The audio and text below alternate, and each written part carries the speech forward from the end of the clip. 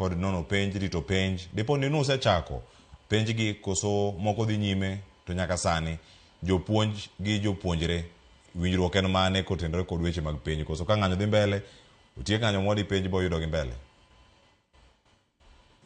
Erokamano.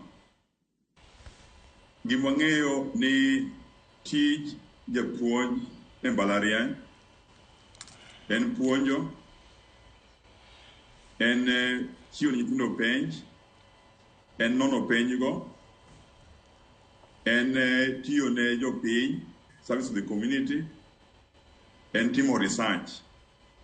Sama gomo kamaendi gigo te waketo piny nikech mana kaka ne Dr. Wasongo wacho malo kacha.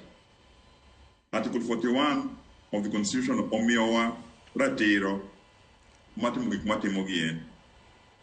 Koro weche penj gerugu marito karo kaendi wadong gi jumbe 6 to nyithindo timo penj kech semester kao jumbe 16 jumbe 10 osekalo gitimo penj mbele ka to ndiko moko bi mano gore penj no metimo penj mar ariyo penj gerugu no chako juma manyien to wacho ni ka onge winjruok ni pod waketo giwage piny to ogige ok bitimore.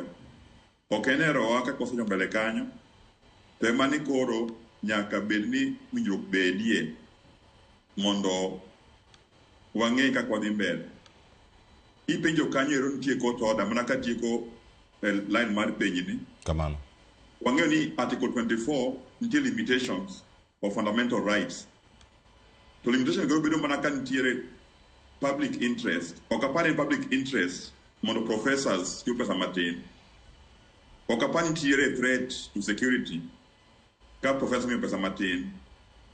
Koro wakwaya ni wabro winjo wach malo kwa kum Secretary General Dr. Constant Wasonga to sani endi violation mar katiba matimo wang'eyo ni onge emani ka gigo timre kwa dwaro nero wabro class nyithindo butimo penj nyithindo bro graduate wabro assess kuno magintie tedo sani onge alitusi go te ochung mok dhi mbele.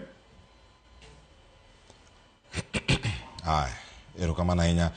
Kaka machielo nitiere weche mathoth ahinya kotenore kod ng'anyo mantiere kar ka. Profesa Odalo.